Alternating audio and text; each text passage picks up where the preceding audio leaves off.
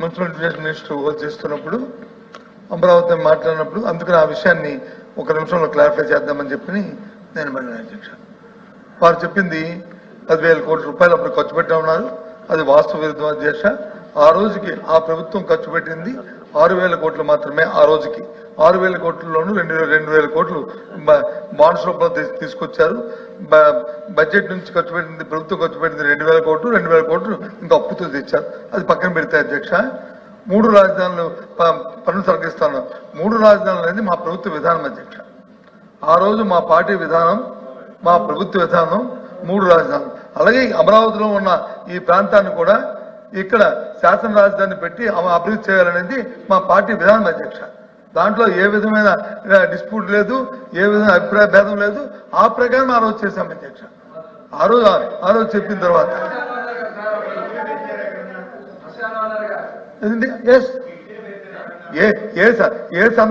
ఏ సందర్భంలో అన్నామని చెప్తాను అధ్యక్ష. ఇప్పుడు చెప్పారు కదా మళ్ళీ నా నోటితో చెప్పడానికి అవసరం లేదు, కానీ మీరు అన్నారు కాబట్టి చెప్తున్నాను. మీరు అడుగుతున్నారు కాబట్టి వస్తానని. ఆ రోజు వచ్చి చూడడానికి వస్తానని ప్రభుత్వంలో పెద్దలు ఆ రోజు మాజీలు వచ్చి చెప్తే ఏముంది ఇక్కడ 3 సంవత్సరాలు అయింది అమరావతి దాన్ని ప్రారంభించారు.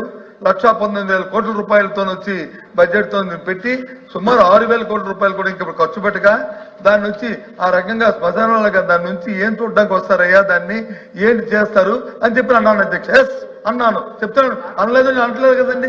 ఆ సందర్భం అది. ఆ సందర్భం అన్నా కూర్చోమ్మా.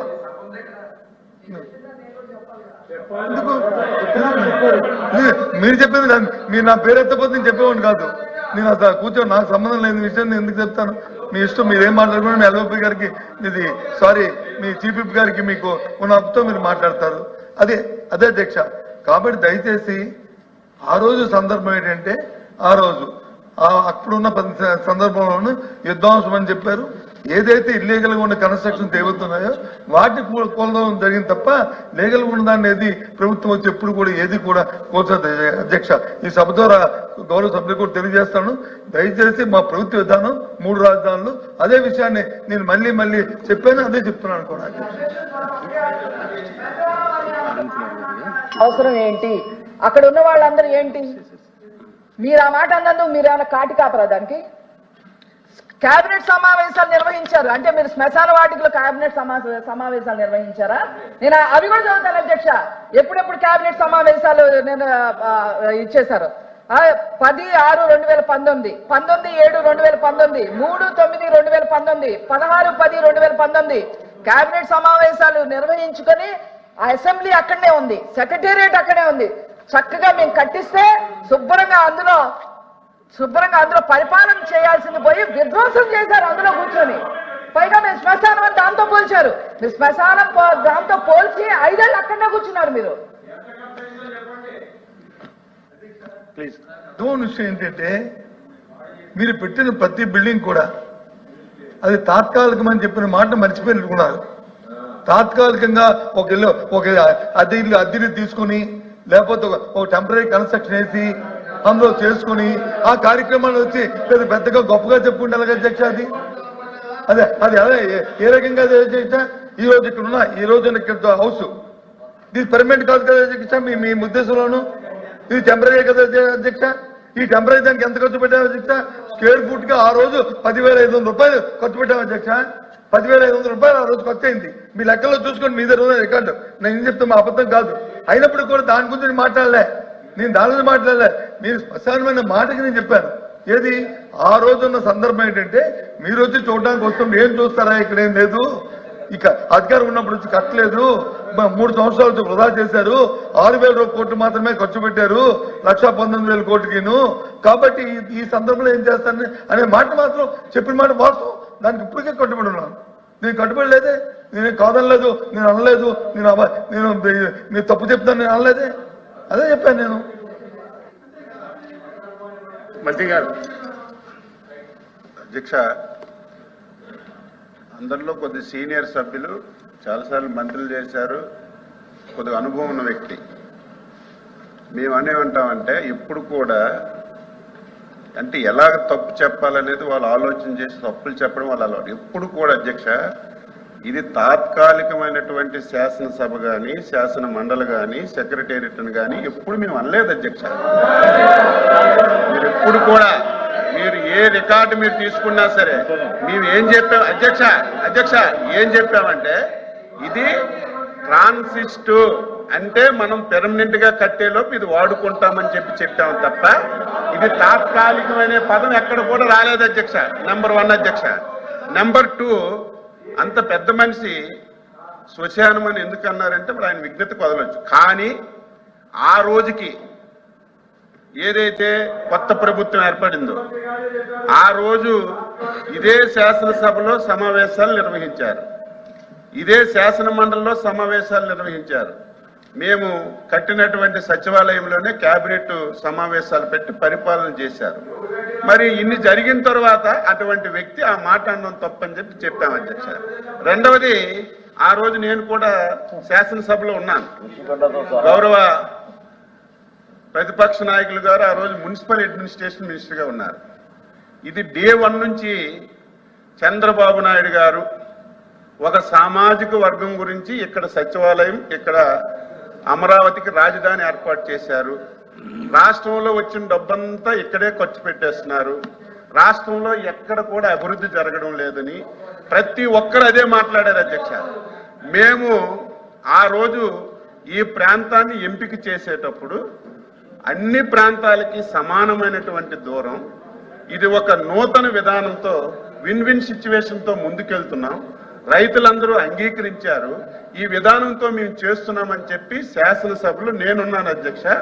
ఆ రోజు అపోజిషన్ లీడర్గా ఉన్నటువంటి వ్యక్తి నాకు ఎటువంటి అభ్యంతరం లేదు, ఇప్పుడున్న భూమి సరిపోదు, ఇంకొద్దిగా గ్యాదర్ చేస్తే మనకి సచివాలయానికి చాలా బాగా వస్తుందని చెప్పి నేనేదో అబద్ధం చెప్పడం కాదు అధ్యక్ష. ఇప్పుడు కావాలంటే స్పీచ్లు ఉంటాయి.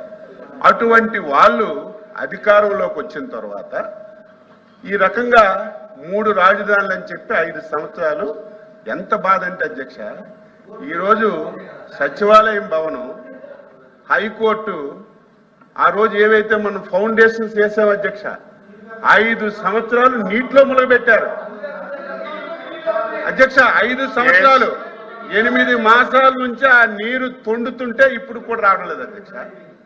ఇవన్నీ మీరు తెలియచేశారా, తెలియక చేశారా? ఒక వ్యక్తి కావాలని చేసినప్పుడు మీలాంటి సీనియర్సేనే కనీసం ఎందుకు చెప్పలేదని మేము బాధపడుతుంటే ఇంకా దాన్ని సమర్థించారు. మాట్లాడితే అధ్యక్ష, మాట్లాడితే మా బొత్స సత్యనారాయణ గారు గౌరవనీయులు, ఇది మీరు 10,500 ఎస్ఎఫ్టీ పెట్టి కట్టేశారు, ప్రజాధనాన్ని వృధా చేశారని చెప్పి మాట్లాడుతున్నారు అధ్యక్ష. విశాఖపట్నం అధ్యక్ష, ఋషికొండ ప్రకృతి వచ్చినటువంటి సంపద. ఋషికొండ కనీసం ఆ ప్రాంత వ్యక్తి సీనియర్ ఎంత తప్పు జరిగింది, అంత తప్పు జరిగింది, దాని గురించి డిస్కషన్కి వెళ్ళక్కర్లేదు. ఈ రోజు నేను అడుగుతున్నాను అధ్యక్ష, ఈరోజు కొత్త ప్రాంతం ఫైల్ టెస్టింగ్లు అన్ని చేసిన తర్వాత కాంక్రీట్ అది బాగా వేసి ఆ రేటుకి ఇస్తే ఋషికొండ కొండ మీద కట్టింది ఎస్ఎఫ్టీ 26,000 అధ్యక్ష. 26,000 అధ్యక్ష. కమోటీ లక్షల కోట్ల రూపాయలు, లైట్లు లక్షల కోట్ల రూపాయలు. ఈ రోజు ఏమైంది? అది దేనికైనా ఉపయోగిస్తున్నారా? మళ్ళీ ఎంత విచిత్రం అంటే అధ్యక్ష కనీసం ఒక తప్పు చేసిన తర్వాత ప్రజలు సమాజం చేసిన తప్పు అని చెప్పిన తర్వాత కనీసం పశ్చాత్తాపం లేదు. దానికి ఎదురుగా మేమే మునగాలం, మేమే ఇంత డబ్బు ఖర్చు పెట్టి కట్టాము, మాలాగా మీరు కట్టలేరని ఎదురుదాడి చేస్తుంటే ఇంక ఇటువంటి వాళ్ళకి ఏం సమాధానం చెప్పాలి? దయ ఉంచి మీరు ఆ వేళ శ్మశానం అని అనడం చాలా తప్పు. శ్మశానం అన్న వాళ్ళు ఈ ప్రాంతానికి 5 సంవత్సరాలు మీరు రాకపోతే శ్మశానం అంటే దానికి అర్థం ఉంటుంది. శ్మశానం అని అన్ని రోజు కూడా శ్మశానంలో మాట్లాడారు మీరు, అది నా బాధ. కాబట్టి మనం మాట్లాడేటప్పుడు ఇప్పుడు కూడా రైతులకి ఏదో ముష్టంటే తప్పని చెప్పాను నేను. అలాగ మాట్లాడకూడదమ్మా, తప్పది, గౌరవించాలని చెప్పాను. ఎవరివైనా సరే కొంచెం మనకు అనుభవం ఉన్నప్పుడు, తెలిసినప్పుడు మాట దొరుకుతుంది. నేనంత స్పీడ్గా మాట్లాడేటప్పుడు ఒక మాట తప్పు మాట్లాడచ్చు, మళ్ళీ తెలుసుకొని మనం సరి చేసుకోవాలి. కొత్త వాళ్ళకి తెలియకపోవచ్చు, మీరు సీనియర్. నా బాధ అంతా ఏంటంటే ఆయనకి తెలియకపోయినా 5 సంవత్సరాలు ఈ రాష్ట్రాన్ని కళ్ళ ముందు చాలా తప్పులు మీకు కూడా తెలుసు, ఆయన ఆబ్సెన్స్ లో మీరు కూడా మాట్లాడుకున్నారు. కానీ ఒక్కరు కూడా చెప్పకపోవడం వల్ల 5 సంవత్సరాలు ఈ రాష్ట్రం ఎంత దారుణంగా నష్టపోయింది. ఈరోజు బడ్జెట్ గురించి మాట్లాడుతున్నారు. నిన్న మొన్న ఒక శాసనసభ్యుడు అధ్యక్ష ఇరిగేషన్ ప్రాజెక్టు గురించి మాట్లాడి, అంటే నోరుందని మాట్లాడి ఏదో సోషల్ మీడియాలో పెట్టి ఒక టీవీ పత్రిక ఉందని చెప్పి దాని మీద మీరు స్క్రోల్ చేస్తే మనం మాట్లాడిన మాటలకు అర్థం ఉండాలి. ఒక శాసనసభ్యుడు అధ్యక్ష ప్రకాశం జిల్లా వెలుగొండ ప్రాజెక్టుకి ఈ బడ్జెట్లో కేటాయింపులు లేవు, 1000 కోట్లు అవసరమైతే 300 కోట్ల రూపాయలు కేటాయించారు. ఈ ప్రాంతానికి ఎన్డీఏ ప్రభుత్వం తీరని అన్యాయం చేసిందని తాటికాయంత అక్షరాలతో టీవీల్లో, పేపర్లో, మీడియాలో మాట్లాడారు. అధ్యక్ష, ఆనాటి ముఖ్యమంత్రి గారు ఆ ప్రాజెక్ట్ని ప్రారంభోత్సవం చేసి చంద్రబాబు నాయుడు గారు ఫౌండేషన్ వేశారు, చెయ్యలేదు. 5 సంవత్సరాల్లో నేనే దగ్గరుండి తవ్వి గొలికి నీరు ఈరోజు వెలిగొండ ప్రాజెక్టులోకి తీసుకెళ్లాను. ఈరోజు జాతికి అంకితం చేస్తున్నానని అచ్చెన్నాయుడు గారు నేను చెప్పడం కాదు, అరగంట టైం ఇస్తే ఆ వీడియోలన్నీ మీరు చూడొచ్చు. అంటే ఒక ప్రాజెక్టుకి కనీసం పూర్తి కాకుండా ఎన్నికల్లో లబ్ధి పొందడానికి ఆ ప్రాజెక్ట్ ఓపెన్ చేస్తే డబ్బులు ఎందుకు? జాతికి అంకితం చేసిన తర్వాత బడ్జెట్లో డబ్బులు ఎందుకు నేను అడుగుతున్నాను? అవసరమేముంది చెప్పండి మీరే. ఒక ప్రాజెక్ట్ ఒక ముఖ్యమంత్రి జాతికి అంకితం చేసిన తర్వాత మళ్ళీ అదే ప్రాజెక్టుకి బడ్జెట్లో కేటాయింపులు ఎవరైనా పెడతారు? అయినా సరే అది ఎలక్షన్ గురించి, స్టంట్ గురించి పెట్టారని. వెలుగొండ ప్రాజెక్టు ఆ జిల్లాకి ఎప్పటి నుంచి అవసరం అని చెప్పి 1000 కోట్లు అవసరం ఉంటే దానికి 300 కోట్ల పరిస్థితి ఏ రకంగా ఉందో మీకు తెలియదా? ఈరోజు మా సోదరుడు రవికుమార్ గారు మాట్లాడుతున్నారు, ఉద్యోగస్తులకు ఏమీ చేయలేదట, తీవ్రమైనటువంటి అసంతృప్తితో ఉన్నారట. 5 సంవత్సరాలు మంత్రి గారు దయచేసి ఒక్క రోజైనా ఆలోచన చేయాలి. ఒక్క రోజైనా బడ్జెట్ గురించి బడ్జెట్ అధ్యక్ష మాట్లాడారు, డివిజన్ అయితే ఉంది. మాట్లాడారు అధ్యక్ష. అర్థం చేసుకోండి. ఒక్క రోజైనా సమయాభావం 1వ తారీఖు కూడా జీతం ఇచ్చారా? ఎంత బాధ! ఉద్యోగస్తులు పిల్లల పెళ్లిళ్ళ గురించి, ఆరోగ్యం గురించి దాచుకున్న డబ్బులు కూడా తీసుకొని ఈ రోజుకి ఇవ్వకపోతే ఉద్యోగస్తులు బాధపడుతుంటే అన్ని చేశామని చెప్పడం లేదు. మేము ఇచ్చిన హామీలన్నీ ఈ రోజే అమలు చేశామని చెప్పడం లేదు. రాష్ట్రం ఇబ్బందుల్లో ఉంది. నేను అడుగుతున్నాను, మాట్లాడితే డైరెక్ట్ బెనిఫిట్ స్కీమ్ కింద 3,50,000 కోట్లు మేము అకౌంట్లో వేసామని అందరూ మాట్లాడుతున్నారు. నేను అడుగుతున్నాను, ఎవరు వస్తారు రమ్మనండి. ఇప్పుడు 6 లక్షల కోట్లు అప్పు అంటున్నారు. తాటికాయంత అక్షరాలతో మీకు ఒకవేళ అర్థం కాకపోతే బ్లాక్ బోర్డు ఒకటి తెచ్చి 2019-24లో మీరు ఎక్కడెక్కడ ఎంత అప్పులు వాడారో అన్ని మేము పెడతాం. 10,40,000 కోట్లు అప్పు వాడారు. 3.5 లక్షల కోట్లు డైరెక్ట్ బెనిఫిట్ స్కీమ్ కింద ఇచ్చారు. ఆలోచన చేయాల్సింది ఎక్కడికి వెళ్ళింది? ఒక ప్రాజెక్ట్ కట్టారా? ఒక రోడ్ వేశారా? ఒక పరిశ్రమ తెచ్చారా? ఏం చేశారు మిగతా డబ్బు? ఇవి కాకుండా ప్రకృతి ఇచ్చిన సంపద అధ్యక్ష, ఇసుక మొత్తం సింగిల్ హ్యాండ్.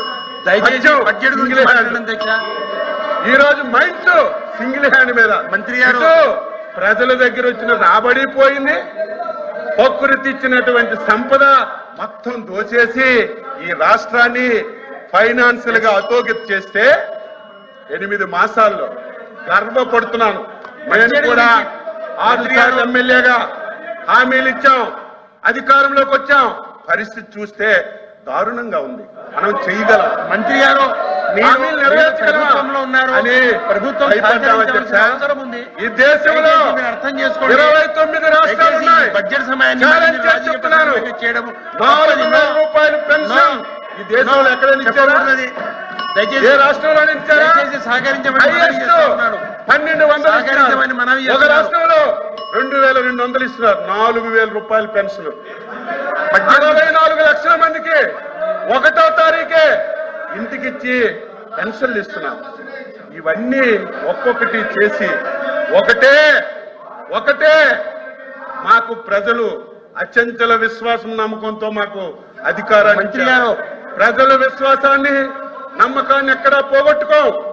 తప్పనిసరిగా ఎన్నికల్లో ఇచ్చిన ప్రతి హామీ నెరవేర్చిన తర్వాత మళ్ళీ ప్రజల దగ్గరికి వెళ్తాం. మా మీద విశ్వాసం నమ్మకం ఉంటే ఈ రాష్ట్రాన్ని బాగు చేస్తామని ఒక విశ్వాసం ఉంటే మళ్ళీ మాకు మంత్రి గారు. చేస్తారు. ఆ విధానం మంత్రి గారు, చేస్తున్నాం మీరు తప్ప ఒకసారి ఏదో మీరు ప్రభుత్వంలో రాజకీయం ఉన్నారు, గురించో దయచేసి ఆలోచన చేసుకోండి. విమర్శల గురించో మేము ఎప్పుడు మాట్లాడు. దయ ఉంచి ఎప్పటికైనా సరే గతంలో చేసిన తప్పులు మీరు తెలుసుకొని బయట మీరంతా కూడా వ్యవహరిస్తే కొంతవరకైనా బాగుంటుందని చెప్పి వ్యక్తిగతంగా నేను సలహా ఇస్తున్నాను. ఇది ఎప్పుడు కూడా తాత్కాలిక భవనాలని ఎప్పుడు అనలేదు. ట్రాన్సిట్ సెక్రటేరియట్ కొత్తది కట్టిన తర్వాత దీన్ని కూడా మళ్ళీ ఉపయోగంలోకి తీసుకొస్తామని ముఖ్యమంత్రి గారు మేమందరం 100 సార్లు చెప్పినా సరే దాన్ని తప్పుదోవ పట్టించి తాత్కాలికం అని చెప్పి మీరు ఎంత చెప్పినా ఎవరు వినే పరిస్థితి ఉండదని ఈ సందర్భంగా సభ్యులందరికీ తెలియజేస్తూ మంచి సలహాలు ఇవ్వండి. ఇంకా ఆర్థికంగా ఏం చెయ్యాలో, ఏం విధంగా చేస్తే రాష్ట్ర ఆర్థిక పరిపడుతుందో మీరు చెప్తే మంత్రి గారు. మంత్రి గారు అధ్యక్ష ప్రభుత్వంలో ఎంత ఉన్నారు బాధ. మీరు రాష్ట్రం ప్రభుత్వంలో ఉన్నారు, సహకరించండి 11 లక్షల దయచేసి. కోట్లు అప్పు తెస్తే దయచేసి లిక్కర్ సభను ఆస్తులకి ముందుకు సాగండి, ఎంత ఖర్చు పెట్టారు? సహకరించండి. కనీసం 12,000 కోట్లు కాదండి. ఖర్చు పెట్టలేదు. కాదు ఎప్పుడు రాష్ట్ర ఆదాయం పెరుగుతుంది, ఎప్పుడు సంపద పెరుగుతుంది, ఈ ఆలోచనలు చేయకుండా ఇష్టానుసారంగా మాట్లాడితే ఇది మంచి విధానం కాదు. మంచి సలహాలు ఇవ్వండి, మేము స్వీకరిస్తామని ఈ సందర్భంగా సభ్యులందరికీ తెలియజేస్తున్నాం. ఎలవతి గారు. అధ్యక్ష, అచ్చెన్నాయుడు గారు సుదీర్ఘమైన ఉపన్యాసం ఇచ్చారు. వాస్తవాలను వచ్చి మరుగుపరుస్తూ